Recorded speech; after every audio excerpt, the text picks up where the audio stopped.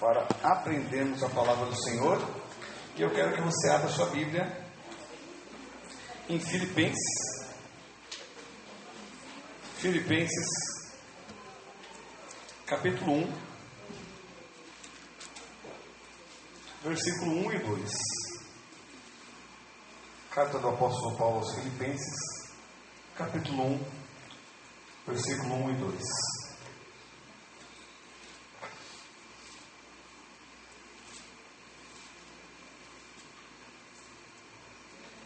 Diz assim o texto sagrado: Paulo e Timóteo, servos de Cristo Jesus, a todos os santos em Cristo Jesus, inclusive bispos e diáconos que vivem em Filipos, que a graça e a paz de Deus, nosso Pai, e do Senhor Jesus Cristo estejam com vocês. Tome seu assento, por favor. Glória a Jesus. Amados, como eu passei ali no grupo do WhatsApp, hoje nós estaremos iniciando uma série de estudos, de pregações expositivas no livro de Filipenses. O que seria interessante para você? Você, no meio da semana, ler a epístola aos Filipenses. Você ler numa versão, se você tiver outra versão, lê em outra versão. E quanto mais você lê, mais vai ficando na sua mente essa epístola. E durante esses 3 meses, acho 2, 3 meses, 4 meses no máximo, nós estaremos todas as terças aqui fazendo a exposição de perícopes. O que seria uma perícope? Na minha versão aqui da NAA, a perícope é justamente o versículo 1 e 2, que separa do 3, que tem um títulozinho. Então, algumas Bíblias já separam já por perícopes. Às vezes nós não iremos seguir fielmente as perícopes, nós estaremos estudando dentro dos assuntos relacionados, e cada um desses assuntos na Bíblia, essas perícopes, elas tratam de um assunto específico, e dentro desse assunto nós estaremos fazendo a exposição e trazendo as verdades bíblicas para o fortalecimento da nossa alma. Então aqui, a carta aos Filipenses. Primeira coisa que nós temos que aprender aqui, e essa terça-feira é uma terça-feira de introdução, então vai ser uma terça-feira um pouco mais de introdução para nós analisarmos a questão da própria cidade, do livro, da carta, e daí entrarmos na questão do próprio texto e analisarmos o texto também, e espero que dê tempo, espero que dê tempo para nós analisarmos tudo isso, mas eu acho que dará tempo sim. Primeira coisa que essa cidade de Filipos, ela ficava localizada ali na região da Macedônia, no norte da Grécia. E o nome que foi dado a essa cidade de Filipos foi justamente por causa do seu fundador, que foi Filipe II da Macedônia, ou Filipe da Macedônia, que era o pai do Alexandre o Grande. Quando ele tomou posse lá em 356, ele deu o nome de Filipos e ficou este nome. Porém, no contexto que nós estamos vendo aqui, essa cidade ela já está fazendo parte do Império Romano. O Império Romano ali tomou posse da cidade ali em 186, por ali tomaram posse, e dentro de uma guerra que houve ali entre o Império Romano, nessa guerra, essa cidade ela foi colocada como um direito de ser uma cidade que possuía todos os direitos como Roma. O imperador começou a mandar para essa cidade somente aquelas pessoas que já estavam se aposentando dentro dos soldados ali, aqueles soldados que estavam se aposentando, mandaram para essa cidade. E a cidade agora não seria somente uma cidade dentro do império, porque essa cidade ela ficava numa região entre o Ocidente e entre o Oriente. Então uma cidade que estava próxima ao Oriente, mas entre o Ocidente e o Oriente, essa cidade seria uma cidade próxima ao Oriente, que seria a própria Roma dentro dessa cidade. O cidadão que morava em Filipos, ele possuía os mesmos direitos do cidadão que morava lá em Roma. Então aqui é uma cidade que ela é diferenciada. A sua localização, ela está localizada numa estrada que é chamada de Via Ignácia, que era uma estrada justamente que fazia a conexão entre o mundo ocidental e o mundo oriental. Nós sabemos muito bem que naquela época se comercializava muito, principalmente especiarias, e justamente se via essa comercialização vindo do mundo oriental. Então era uma via muito importante que fazia essa rota comercial, e no meio dessa rota, no caminho dessa rota, estava a cidade de Filipos. Era uma cidade muito importante, era uma colônia romana que os exércitos dos romanos, os veteranos do exército, eram enviados para morar nessa cidade. Então, mais ou menos isso que a gente tem que saber aqui em relação a essa cidade. O contexto religioso dessa cidade era uma cidade praticamente pagã. E se tinha, como era uma cidade que era uma Roma, uma pequena Roma, próxima ao mundo oriental, a Roma eles adoravam ao imperador. O imperador, quando ele, Otaviano, que foi o segundo imperador, o primeiro imperador foi Júlio César, e lá no ano 46, 42 a.C., houve uma batalha justamente na cidade de Filipos, onde eles foram vingar a morte de Júlio César, de Brutus, de Cássio, que é isso dentro da história. E Otaviano foi lá, venceu a guerra, e ele depois, que era parente de Júlio César, que foi praticamente adotado, que era seu tio-avô, ele agora, ele é o imperador, e ele é declarado como Augusto, quer dizer, divino. E a partir daí, os Césares, que a partir daí de Otaviano, que vão ser os Augustos, que são divinos. Então, uma cidade que é uma cidade pagã, e que se tem o imperador como um ser divino, em que era adorado nessa cidade. E nós vemos isso dentro de alguns textos ali, no próprio livro de Atos, questões relacionadas à religião pagã. Outra questão em relação à religião é que nós sabemos muito bem que os judeus eles estavam em todo o Império Romano, mas nessa cidade nós vemos que provavelmente o número de judeus nessa cidade era muito pequeno. Por quê? Porque você não vê uma sinagoga na cidade. Quando Paulo vai para essa cidade pregar o evangelho ali, ele vai se reunir próximo ao rio onde as pessoas estão orando, e ali ele prega a palavra. Mas geralmente quando Paulo chegava numa cidade, ele procurava nos sábados uma sinagoga, mas nos dá a entender, e dentro da arqueologia não se viu nenhuma sinagoga dentro dessa cidade, mostrando que o número de judeus era muito pequeno para se ter uma sinagoga. E a inauguração dessa igreja ela ocorreu como? Nós sabemos que a inauguração desta igreja em Filipos está lá no livro de Atos dos Apóstolos, no capítulo 16. Nós sabemos que na segunda viagem missionária, a intenção de Paulo era visitar as igrejas que ele já tinha fundado dentro ali da Ásia. E ele está indo, ele parte com Silas de Antioquia da Síria para visitar as igrejas que ele havia fundado. Eles passam por Derbe, por Listra, eles vão indo e eles tentam pregar na Ásia, na região da Ásia, provavelmente na região de Efésios. Mas Atos capítulo 16, versículo 6, diz que o Espírito os impediu de ir para lá. Então o que eles tentam? Eles vão tentar ir para a Bitínia. E diz novamente no capítulo 16, versículo 7, que o Espírito os impediu de ir para lá também. Então eles chegam até Troade e ficam ali em Troade.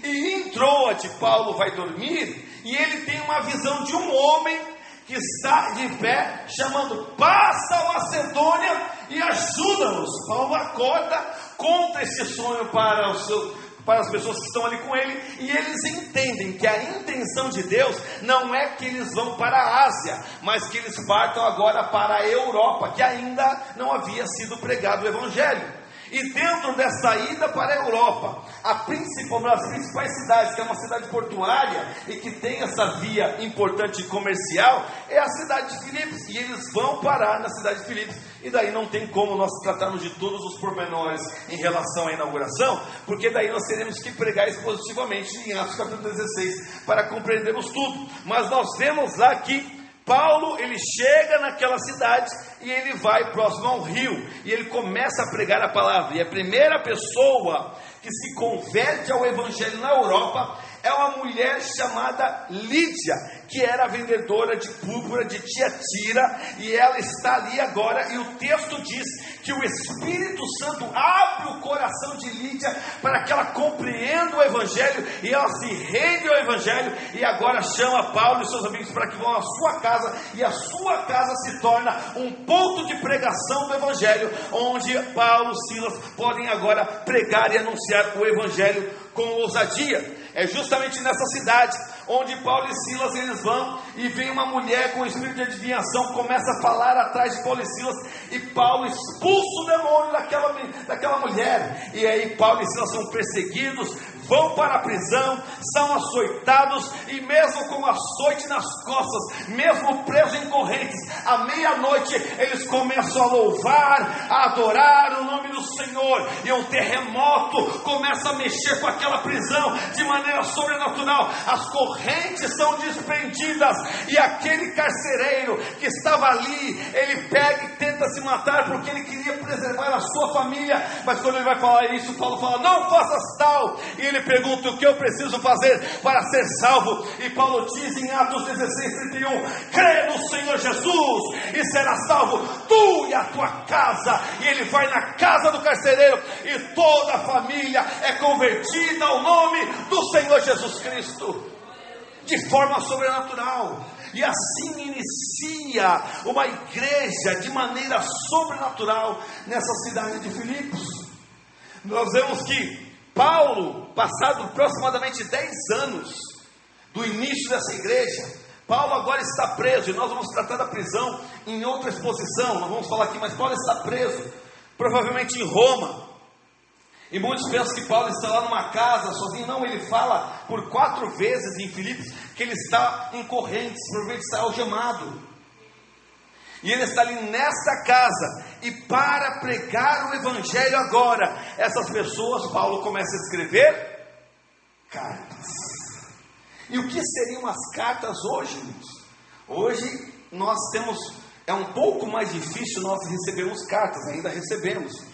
A conta de luz, a conta de água, ela vem em forma de cartas, através do correio. Mas naquela época, era a principal forma de comunicação entre as pessoas.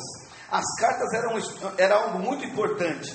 Inclusive, as cartas eram utilizadas pelos gregos, principalmente, pelos romanos, e a filosofia grega se utilizava de cartas, inclusive dentro da própria formação entre os gregos, se utilizava a carta até como uma arte, e se utilizava a carta como uma maneira formal, realmente, usando todas as regras de como você escreve uma carta. E é diferente de nós, até como nós escrevemos cartas, que é diferente de como eles se utilizavam. E a carta, a estrutura formal de uma carta daquela época, era em primeiro lugar a pessoa que está escrevendo. Dentro da nossa perspectiva do mundo moderno, como é que nós fazemos uma carta? Você escreve a carta e você coloca o seu nome aonde? No final. Mas para eles não, a carta realmente, ela tinha que ter o nome no início. Era dado o nome da pessoa, era dada a função da pessoa, e daí era mencionado os destinatários. Após isso, era tratado de uma ação de graças, ou uma oração, e depois o conteúdo da carta, e o final, a conclusão daquilo que se estava escrevendo. Então Paulo, ao analisar as epístolas de Paulo, Paulo é um exímio escritor de carta. Porque todas as cartas que se tem a plena convicção de que Paulo escreveu, ela tem o seu nome no início, e ela tem a função de quem ele é, ela tem o destinatário, ela tem a ação de graças, ela tem o conteúdo, e ela tem a conclusão no final. Então Paulo é um exímio escritor de epistolar. E dentro disso, para se enviar a carta, naquela época também existiam os mensageiros, não tinha o correio, não tinha ninguém de bicicletinha entregando carta, era uma pessoa que era escolhida para ir até os locais, para entregar esta carta. E provavelmente dentro da carta de Filipenses, quem entregou foi um homem chamado Epafrodito, que foi e levou esta carta. Isso está lá em Filipenses capítulo 2, versículo 25. É ele quem entrega a carta. Agora, aonde eram escritas essas cartas? Nós sabemos que as pessoas não utilizavam o papel naquela época. Então existiam pelo menos 2 principais materiais que se escreviam carta. Em primeiro lugar, era o papiro. O papiro era o caule de uma planta que eles tiravam, esticavam, deixavam, e essa planta, ela ficava ali às margens do rio Nilo. Eles esticavam, esperavam secar suas fibras cortadas, elas eram tiradas em tiras, e elas eram cruzadas, eram feitas, e daí ficava aquele papel, esperava secar, e ali se escrevia. E era muito utilizado dentro do Egito, Grécia, Roma, o papiro. E existem alguns manuscritos, algumas cópias manuscritas, que são escritas em papiro também. Outra forma de escrita era o pergaminho. O pergaminho já é diferente, que o pergaminho era feito de peles de animais, ovelhas, cabras, bezerros. Tirava a pele de animal, esticava, deixava ela secar, eram raspadas tudo para ficar bem fininha, e ali se escrevia.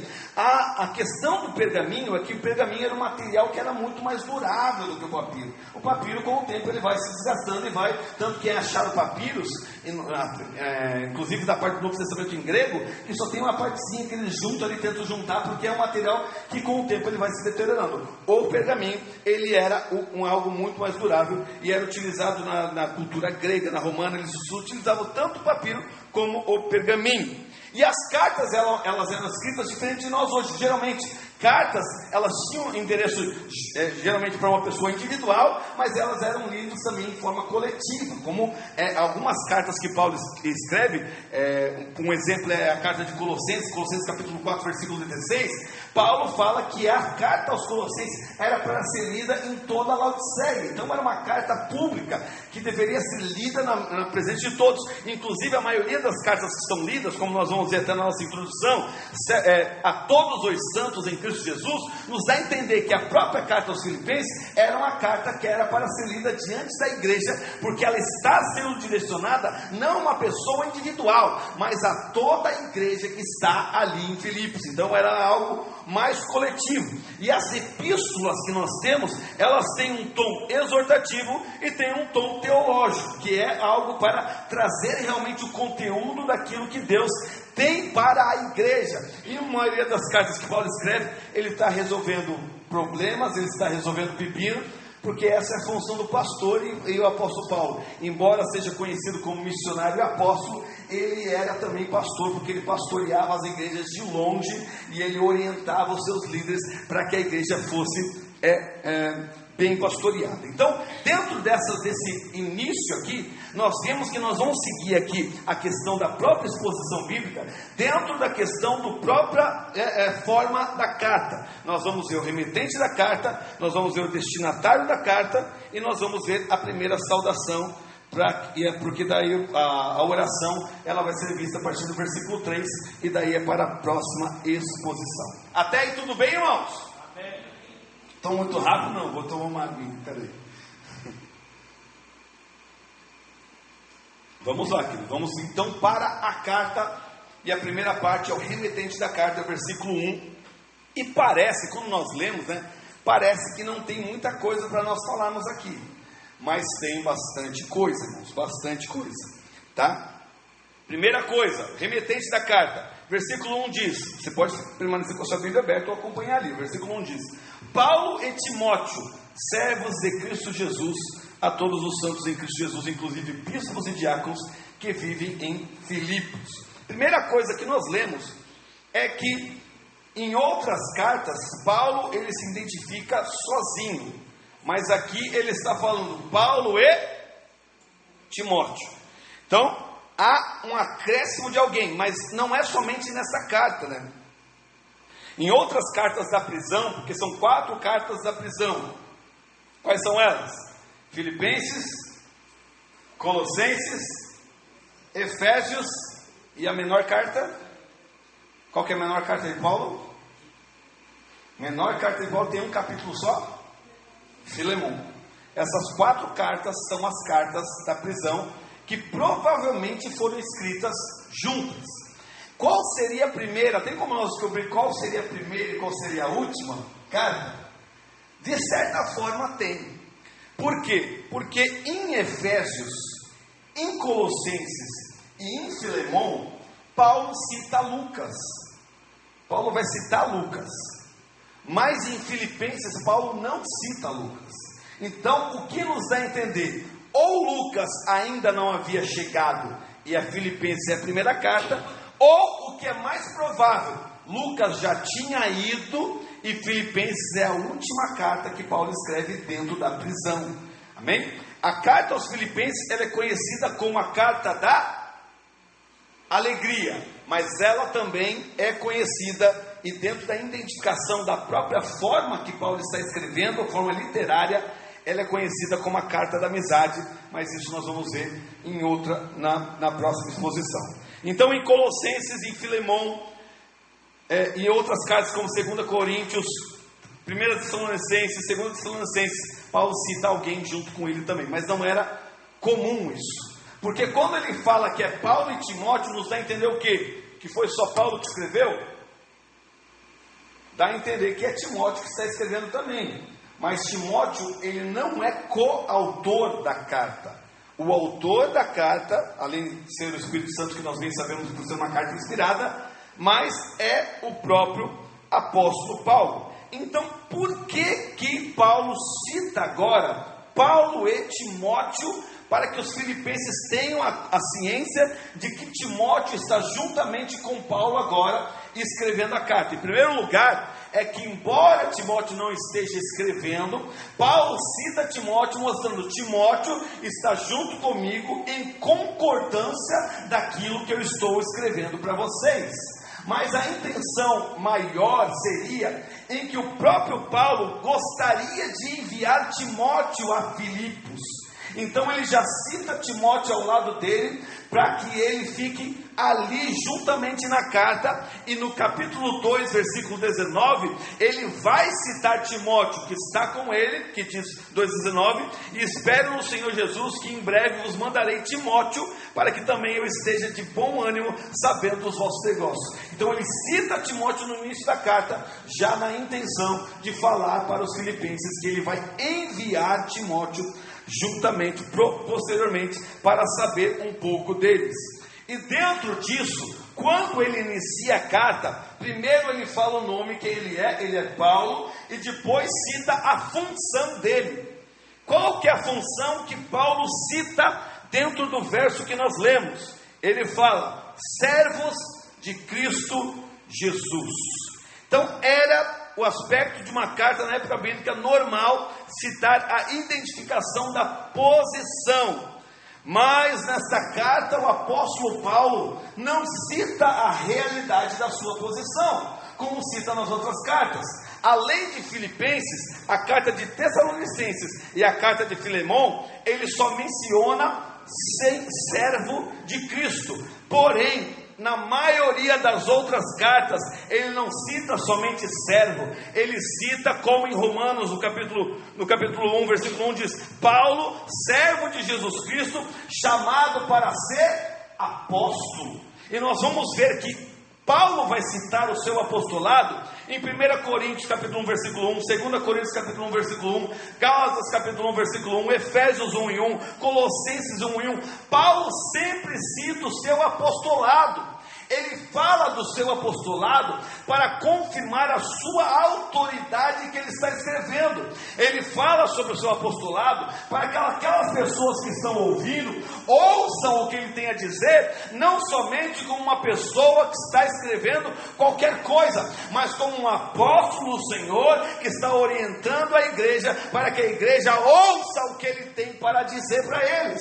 Então, a maioria das cartas ele cita como apóstolo do Senhor, mas nesta carta não. Por quê? Porque a carta aos Filipenses é uma carta de um amigo para amigos.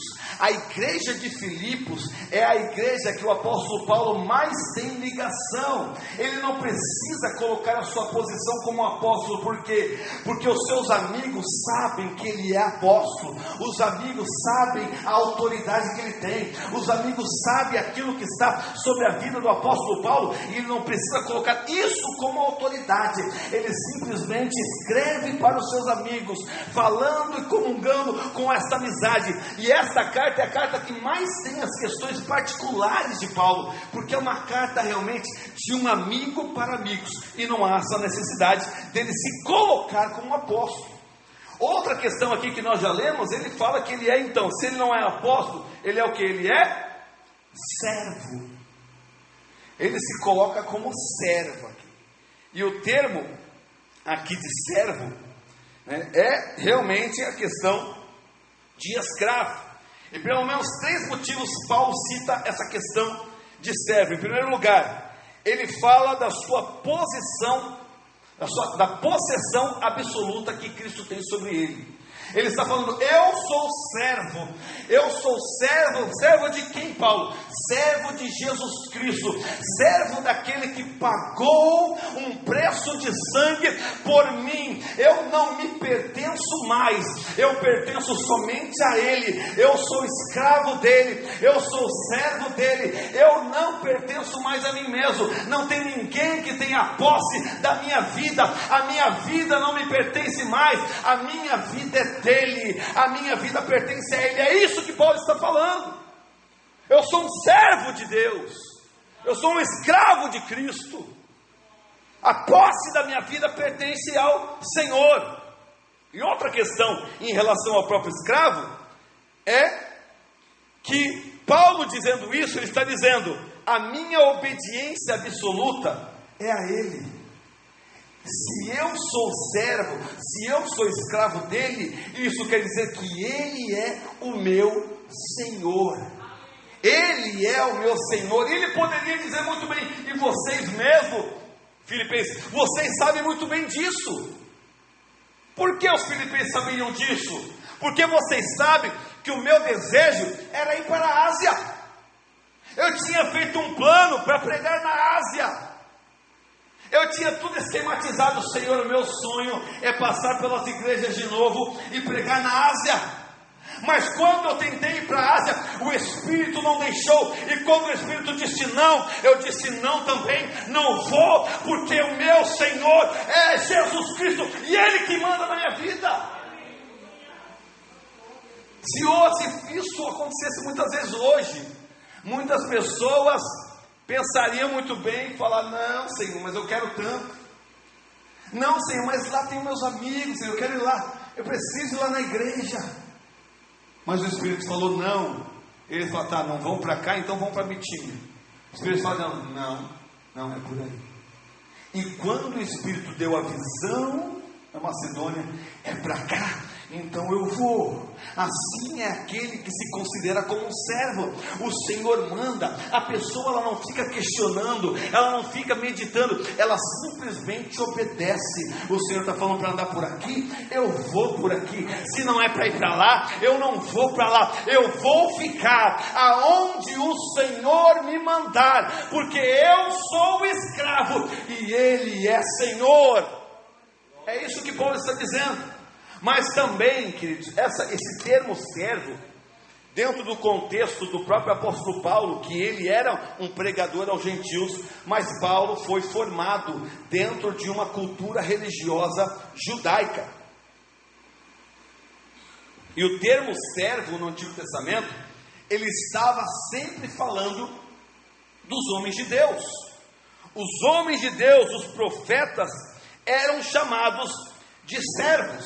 Amós capítulo 3, versículo 7, vai mencionar o próprio profeta como servo.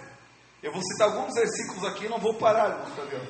Comente ao Senhor Jeová, não fará coisa alguma sem ter revelado o seu segredo aos seus. Quem são os servos? Os profetas.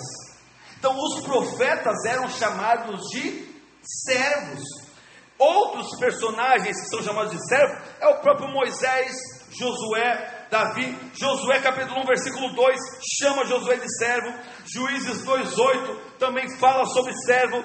Salmo 78:70, tem tantos textos que vão direcionar tanto homens de Deus famosos como os próprios profetas de servo. Então Paulo está falando: olha, quem vos fala é aqui Paulo, um servo de Deus, um homem ilibado, um homem que está buscando a vontade de Deus, um homem que está aqui sendo um instrumento nas mãos de Deus, para fazer a vontade de Deus e instruir vocês, povo de Filipenses.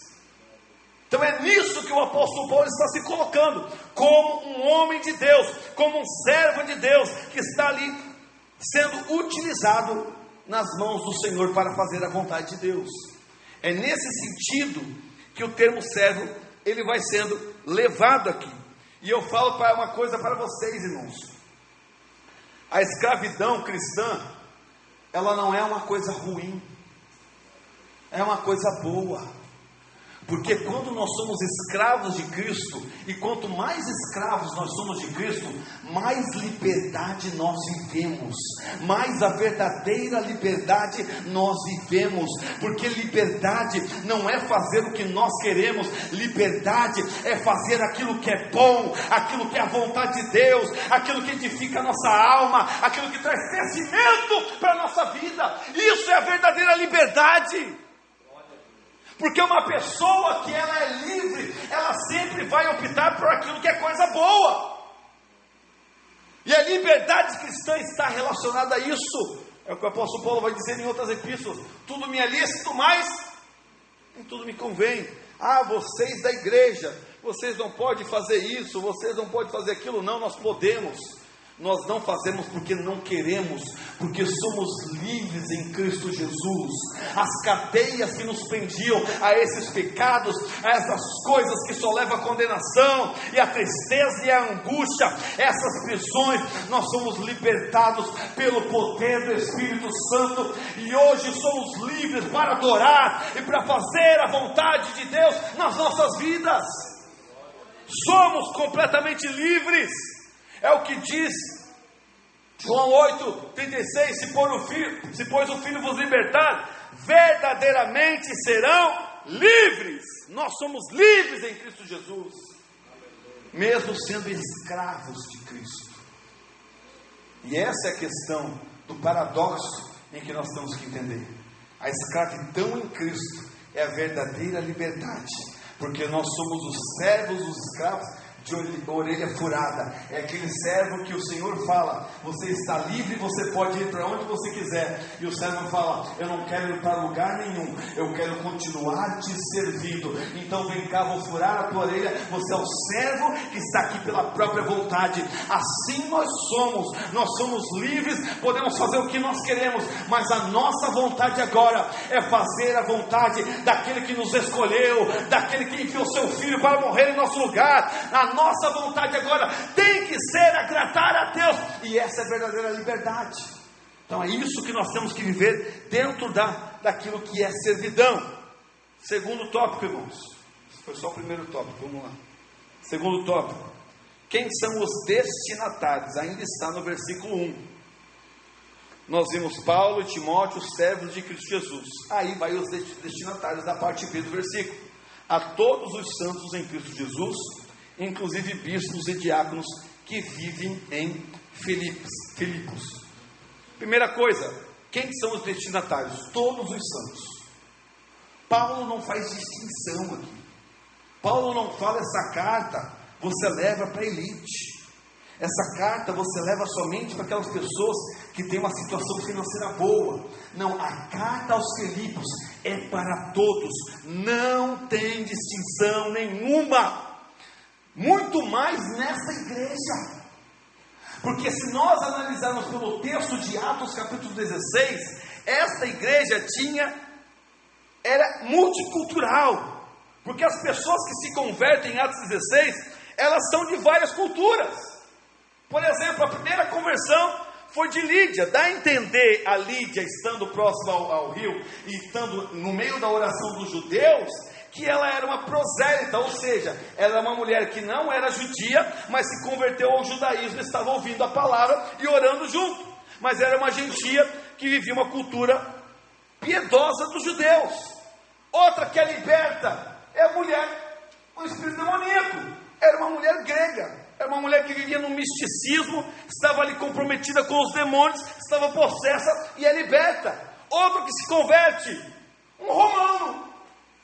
O carcereiro era um romano que provavelmente acreditava que quem era Deus? O próprio César. Então você vê que há umas religiões misturadas.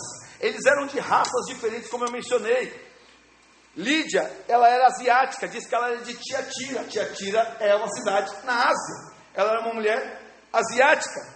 A jovem que estava ali foi liberta dos demônios, era grega. Então você vê, tem uma asiática, tem uma grega, e o carcereiro era romano. Você vê 3 povos se convertendo em Atos 16, que estão relacionados a esta igreja. Classes sociais também tem. Tem diferentes classes sociais dentro das conversões que há em Atos 16, que são do próprio Filipos. Por exemplo, Lídia era vendedora de púrpura. Púrpura era um material muito caro e era vendido só para a alta sociedade. Então Lídia era uma empresária. Vender púrpura naquela época não era para pessoa pobre. Vender púrpura era para pessoa que tinha condições financeiras. Era uma empresária que estava ali vendendo um dos materiais mais caros daquela época. Outro que foi liberto, a menina de demônios, era uma escrava. Você vê, tem uma mulher rica, tem uma escrava, lá embaixo. E depois tem que ir o carcereiro da classe média. Servia ao governo, era um servidor público. Então você vê, tem três classes aqui, tanto de cultura, como de povos, como de situação financeira. Mas quando Paulo vai escrever, Paulo não direciona para nenhuma classe. Ele fala, leia para todos os santos. É para todos, porque a salvação, ela não pega uma pessoa ou outra. A salvação é para todos. O evangelho é para todos. A conversão é para todos. A santificação é para toda a igreja. É para todos que estão ali. Todos que estão relacionados dentro dessa igreja, que é em Filipos. Mas ele fala para todos os santos. E aqui que muita gente pega. Por quê? Porque não fazemos a diferença entre aquilo em santificação posicional e santificação progressiva. Quando nós tratamos de santos, né, a pessoa fala, você é santo. A pessoa, ela automaticamente, ela já olha para a condição de uma vida ilibada, sem errar, sem fazer nada de errado. E ela pensa que ser santo está relacionado nesse sentido. Então, dentro da modernidade, nós temos uma percepção em relação a santos diferente do que se tinha naquela época. A palavra santo, ela tem essa conotação. Porém, como eu mencionei, a santidade e ser santo dentro da Bíblia está relacionada a tanto em relação à posição em que nós estamos e à experiência que nós temos. Por exemplo, a santificação posicional é que Deus nos tirou do mundo e nos colocou em Cristo. Quem fez isso? Cristo fez isso por nós. Nós agora somos santos porque somos separados para Deus. E o que é santificação experiencial ou progressiva? É aquilo que nós agora, pela capacitação do Espírito Santo, fazemos para nos tirar, nos afastar daquilo que é pecado e nos reservarmos através da nossa vida, das nossas atitudes, uma vida de santificação para agradarmos a Deus e termos um relacionamento mais íntimo com Ele. Então, em relação à posição, todos aqueles que nasceram de novo são santos. Todos aqueles que agora têm o Espírito Santo fazendo morada e transformando a sua vida, são santos. Então, nesse sentido, Paulo está escrevendo para todos os que são da igreja. Para os irmãos terem uma ideia, a Bíblia, quando ela vai se direcionar para os crentes cristãos, ela usa mais de 60 vezes a palavra santo. Quando ela está falando de santo, como o exemplo do início dessa carta, ela está se direcionando aos cristãos. Sabe quantas vezes a Bíblia usa a palavra cristãos? 3 vezes. 3 vezes. Então, aquele que se converte, ele é mais santo biblicamente do que cristão. E isso nos choca por quê? Porque quando nós olhamos isso e temos que nos considerar santos como separados, aí o negócio estreita para nós. Porque nós somos separados. A palavra grega para santo é ágios, mas a palavra hebraica, do mesmo termo grego, que faz a ligação entre as traduções, é a palavra hebraica kadosh. E quando se trata de Antigo Testamento, o negócio é muito mais profundo, porque leva justamente para esse sentido de separação. Para o judeu, aquilo que era santo era algo separado para algo específico, para uma coisa específica em relação a Deus, para Deus, e aquilo que era santo, por exemplo, santifiquei esse material. O material que foi consagrado e colocado como santo, ele é diferente de todos os outros materiais. Por quê? Porque esse material, ele não pertence a ninguém deste mundo. Esse material não pode ser feito nada em relação às coisas cotidianas do mundo. Não se pode usar esse material para nada. Se ele foi consagrado a Deus, só pode ser usado para Deus. Se nós somos santos, querido, nós não temos que utilizar os nossos membros para as obras da carne, as obras deste mundo, mas nós somos santos para utilizar as nossas vidas para alegrar o coração de Deus e para fazer a vontade de Deus na nossa vida. É nesse sentido que nós somos santos. Nós somos separados para Ele. Então aqui, quando Paulo direciona isso, ele está falando: eu estou me direcionando a um povo que está em Filipos, que foi separado do mundo corrupto que está nessa cidade, que foi separado da religião pagã e idólatra dessa cidade. Eu estou me direcionando a um povo santo, a um povo separado, aos cristãos, aos que nasceram de novo. Só que no texto, Paulo não está se direcionando somente aos santos. Ele ainda faz uma menção de outras pessoas no texto. Ele fala para todos os santos, e daí ele direciona inclusive bispos e diáconos que vivem em Filipos. Então ele cita aqui duas coisas: os bispos e os diáconos. E por que isso é importante aqui já no início desse texto? Porque mencionando bispo e diácono, Paulo está mostrando uma estrutura de liderança organizada na igreja. Alguns teólogos, eles vão dizer que esta carta não foi Paulo que escreveu, provavelmente foi outra pessoa lá no ano 200, porque eles não acreditam que havia uma organização na igreja.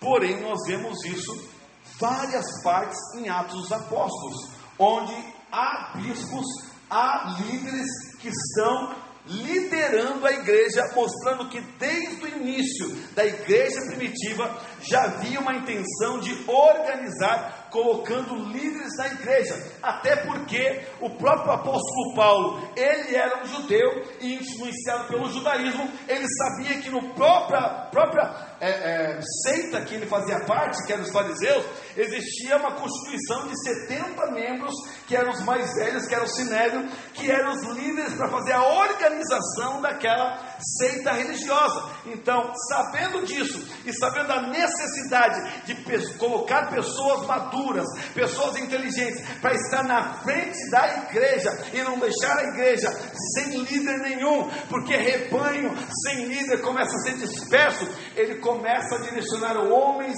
fiéis para liderar a igreja, e ele cita aqui esses que estão em Filipos, que são os bispos e os diáconos.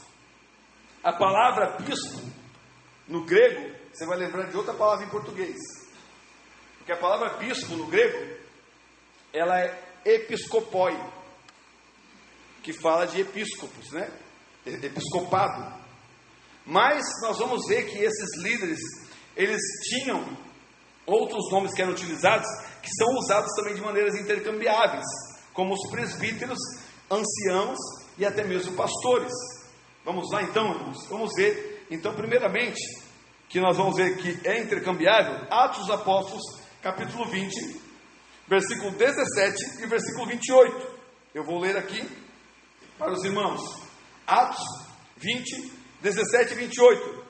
O versículo 17 diz assim, ó: de Mileto mandou a Éfeso chamar os anciãos da igreja. Versículo 17. Olha o que diz o versículo 28, que está dentro do mesmo contexto. Ele está falando dos anciãos da igreja, que são os líderes. Mas no versículo 28 ele diz assim, ó: cuidem de vocês mesmos e de todo o rebanho sobre o qual o Espírito Santo os constituiu bispos para pastorearem a igreja de Deus, que ele comprou com o seu sangue. Aqui nós vemos no texto de Atos que há uma ligação entre anciãos e bispos, que são termos intercambiáveis para falar da liderança da igreja, e também relacionado ao próprio pastoreio. Então, para a pessoa que a Lucas está escrevendo, e dentro do que está sendo tratado, ancião, bispo e pastor estão na mesma linha de liderança, tanto ancião como bispo como pastor. Tito capítulo 1 versículo 5, nós vamos ver que presbítero e bispo são usados como sinônimos em Tito. Olha o que Paulo diz: por esta causa te deixei em Creta, para que pusesses em ordem as coisas restantes, e de cidade em cidade estabeleceste presbíteros. Versículo 7, porque é necessário que o bispo seja irrepreensível. Ele está falando de presbítero, mas provavelmente em sentido de própria linguagem, usar outra palavra para não ficar citando a mesma palavra. Ele cita agora a palavra bispo, mostrando que tanto o presbítero como o bispo são a mesma pessoa, é um líder da igreja, e tanto o presbítero como o bispo é o dirigente, o pastor, aquele que está liderando a igreja. Então aqui Paulo está falando sobre os líderes da igreja. 1 Pedro capítulo 5 versículo 1 e 2, a gente encerra essa parte. 1 Pedro capítulo 5 versículo 2 diz: aos presbíteros que há entre vós exorto eu, presbítero com eles, pastoreai o rebanho de Deus. Qual que é o termo intercambiável aqui? Presbítero e pastor. Por isso que quando eu já falei com os presbíteros, o que eu falo com os presbíteros? Presbíteros, vocês são pastores junto comigo, porque os presbíteros são a liderança da igreja. E quando eu falo presbítero, claro que a gente está mencionando evangelistas e pastores também. A liderança está relacionada ao presbitério e ao pastoreio. Esses são os líderes da igreja, que pastoreiam junto e são responsáveis. Sentiu que eu estou jogando aqui, né, irmão? A responsabilidade não é só minha. Amém, presbíteros? Amém? Amém? É do pastor e do presbitério a responsabilidade de pastorear a igreja, ok? Então é nesse sentido que o apóstolo está direcionando. Ele está direcionando essa carta tanto aos santos como aos bispos e diáconos. Talvez porque já havia problemas em relação à liderança, que nós vamos ver lá com Evódia, lá no final nós vamos ver sobre esse problema com liderança. E aqui ele já cita a liderança para mostrar: ei, vocês aí, ó, tem líder aí, tem gente que comanda aí, não é de qualquer jeito não, tem gente que tem a dirigência, é os bispos e os diáconos que são responsáveis pela igreja. E os diáconos, diaconoi, que é em grego, né, o diaconoi, a palavra diácono é a mesma palavra utilizada para garçom, é os que servem a igreja, estão relacionados ao serviço da igreja e à prática, aos cuidados, tanto com a igreja como os necessitados. Isso eu estou falando biblicamente. Não posso dizer que o diácono não pode pregar, não pode ensinar, nada disso. Tanto que nós vemos um diácono, Felipe, que vai pregar, ele é diácono, mas depois se torna evangelista, né? Já foi de diácono para evangelista, o homem. Entende? Então era uma pessoa que foi numa cruzada lá em Samaria, começou a pregar, as pessoas começaram a ser curadas, o evangelho começou a inundar, e um homem de Deus, que era um diácono cheio do Espírito Santo, e começou a pregar a palavra, se tornou um evangelista da casa do Senhor para a glória de Deus. Mas em questão de prática aqui, o diácono está relacionado a isso, e isso está lá em Atos capítulo 6, versículo 1 ou 6, não vou ler todos, vou ler somente o versículo 3, que diz: escolhei, pois, irmãos, entre vós 7 homens de boa reputação, cheios do Espírito Santo e de sabedoria, os quais encarreguemos desse serviço. O que ele está falando? As viúvas ali estavam ficando sem o alimento. Aí os apóstolos falaram: não, nós vamos ficar na oração e na palavra. Escolhe homens para seus diáconos, para tratar dessas questões de serviço, para que os presbíteros e os pastores tenham mais tempo para a oração e para o estudo da palavra. É nesse sentido que está o contexto de Atos capítulo 6, e nesse sentido foi instituído daí uma nova parte da liderança, que são os diáconos. E nós vamos ver em vários textos, sobre o diaconato, inclusive em 1 Timóteo 3, do 8 ao 13, vai falar como deve ser o diácono, mas vou ler só uma parte do versículo 8 aqui que eu deixei, para a gente ver como é que os diáconos devem ser, e os diáconos da casa do Senhor, e os auxiliares que ainda não são, prestem atenção, e os diáconos que já são vão lembrar daquilo que foi falado na sua ordenação, que é tratado desse texto de 1 Timóteo 3.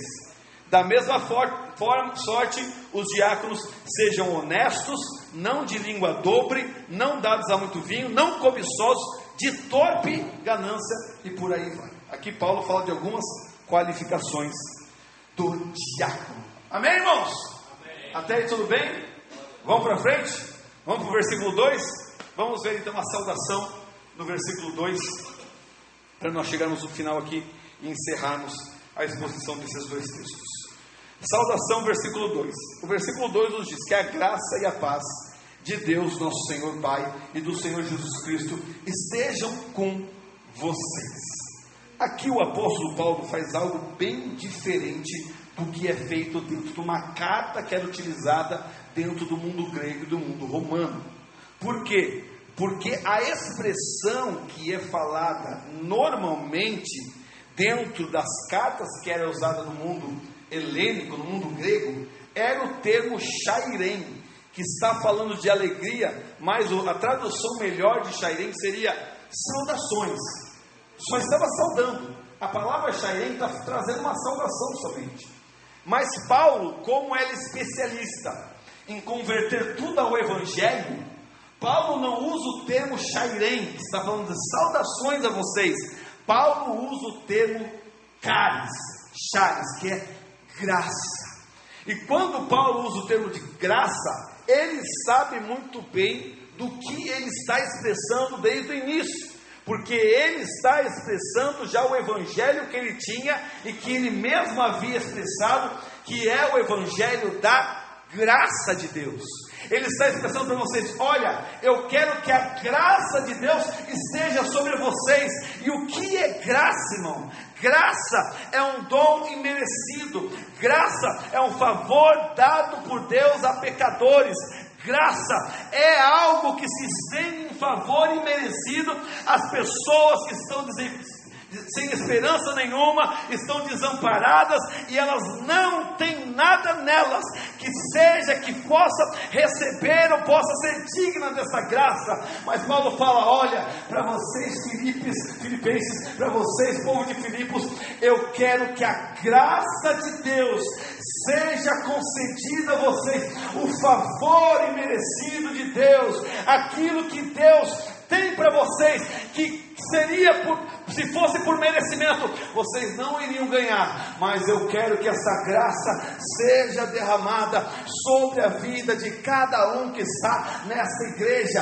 E esse é o desejo que nós temos em todo o tempo, irmãos, que a graça de Deus inunde os nossos corações, que a graça de Deus fortaleça o nosso relacionamento, que a graça de Deus nos dê poder para vencer o pecado, porque a graça de Deus, o poder de Deus, a manifestação do Espírito Santo, ela é concedida a nós, não porque nós merecemos, mas porque Ele nos amou primeiro, porque Ele olhou para nós, porque Ele morreu na cruz, por mim e por você, e essa graça foi concedida. É sobre essa graça que Paulo está tratando aqui. Só que Paulo, além de falar da graça, Paulo vai acrescentar tanto a graça, que o termo grego é Irene. Não tem, conhece alguma Irene? Irene vem do termo Irene, que é paz. Mas a graça de Deus, Caris, essa graça está concedendo. Agora depois ele acrescenta o Irene, que é a paz. E esse termo paz, ele acrescenta não da questão relacionada ao próprio mundo grego. Paulo era um judeu. E quando Paulo fala graça e paz, ele está falando: a saudação que eu tenho para você não é uma saudação comum, mas é uma saudação da vontade que eu tenho que a graça inunde você, mas também eu lhe concedo a paz que está relacionada ao meu mundo judaico, que no mundo judaico a paz, o nome da paz é? Alguém sabe? Shalom. E o termo shalom era o termo próprio de se cumprimentar os judeus. E o termo shalom, ele é muito abrangente, porque quando se dizia shalom, não estava dizendo que você tenha paz, mas estava dizendo que tudo na sua vida seja bom, que toda a sua vida tenha coisas benéficas, que você esteja bem por completo, tanto a sua saúde física, como a sua saúde mental, como a sua saúde espiritual, elas estejam plenamente em paz, plenamente completas. É isso que Paulo está trazendo para os povos de Filipos. Ele está falando que a paz de Deus, e a paz de Deus, irmãos, porque a paz aqui é que a graça e a paz de Deus. A paz de Deus, o próprio Jesus disse que a paz que Ele dá não é a paz que o mundo dá. O que o apóstolo Paulo está dizendo é que, embora a tempestade esteja rodando a sua vida, rondando você, embora as intempéries desta vida estejam sobre você, embora você esteja atribulado, angustiado, vários problemas estejam sobre a sua vida, que o seu coração, a sua mente e a sua alma estejam em paz. Quem está falando isso não é uma pessoa que está deitada numa rede na praia, tomando um chimarrão, sentindo um cheirinho de churrasco, esperando o churrasco ficar pronto. Não, quem está falando isso é um homem que está acorrentado, um homem que está preso, não porque ele fez alguma coisa ruim, mas pelo Evangelho. Mas em meio a correntes, em meio a tribulação, em meio a angústia, Paulo fala: ei, vocês têm que ter essa paz que eu tenho, porque embora eu esteja atribulado, esteja preso, eu estou em paz com meu Deus, eu estou em paz com as pessoas, eu estou em paz comigo mesmo, porque o Espírito está em mim, e a paz de Deus, que excede todo entendimento, ela guarda o meu coração, guarda os meus sentimentos de toda afronta, de tudo aquilo que o diabo vem contra a minha vida. Eu estou em paz, e essa paz que eu quero que vocês tenham, a graça e a paz de Deus sobre a vida de vocês e do Senhor Jesus Cristo esteja sobre a vida de cada um de nós. Louvado seja Deus. Para nós concluirmos, irmãos, que nós aprendemos aqui. Em primeiro lugar, em relação à igreja de Filipos, que Deus é soberano sobre todas as coisas e que nós devemos seguir a direção que Deus tem para nós. Paulo seguiu a direção de Deus, iniciou o Evangelho na Europa, e através da Europa o Evangelho chegou aonde? Para nós. Isso aí, para o Brasil. Se Paulo não ouve a oração, o Evangelho ia chegar quando aqui? A direção de Deus nós temos que tomar a cada dia. Outra questão: a obra do Evangelho em contextos em que é solicitado, mesmo que isso gere prisões, nós temos que fazer a obra independente das consequências. Você vê, olha que interessante, eu não queria falar isso agora, nós iríamos deixar para a próxima exposição, mas olha só que engraçado. Paulo tem uma visão de Deus. Para ele ir para a Europa, ele vai em Filipos. Chega lá em Filipos, ele apanha e é preso. Tem gente que pensa que quando segue a vontade de Deus, a direção de Deus, tudo vai acontecer coisa boa. Só não, eu estou na direção de Deus agora, só coisa boa. Mas não foi isso que aconteceu. Paulo foi para lá, apanhou, foi preso, mas continuou glorificando e exaltando o nome do Senhor. Sabe por quê? Porque ele sabia que ele estava fazendo a vontade de Deus, e é isso que deve inundar o nosso coração. Eu estou indo, está acontecendo isso, mas eu sei, eu estou fazendo a vontade de Deus, eu estou buscando a vontade de Deus, eu estou dentro da vontade de Deus. Aí você vai. Outra questão que nós aprendemos aqui, que a igreja é uma instituição organizada, irmão. Nós somos um povo pentecostal e nós prezamos muito pela espontaneidade, principalmente relacionado aos dons espirituais. E isso é algo glorioso, porque a reforma protestante trouxe que o sacerdócio universal da igreja, quer dizer, todos são sacerdotes e todos têm contato com Deus. E o pentecostalismo, ele manifesta isso na prática.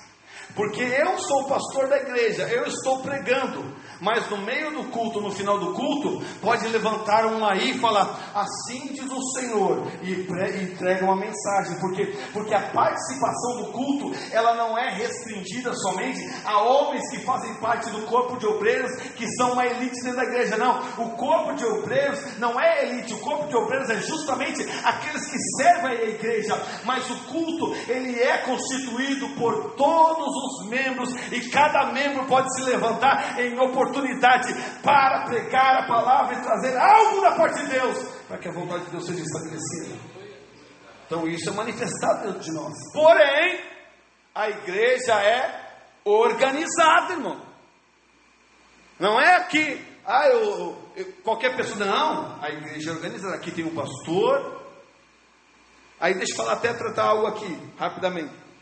Aí você erra e você... O que acontece geralmente? A gente pega bastante disso. Não, a pessoa peca e ela não vem mais para a igreja. Aí você vai lá e diz, o que aconteceu? Eu estou me autodisciplinando.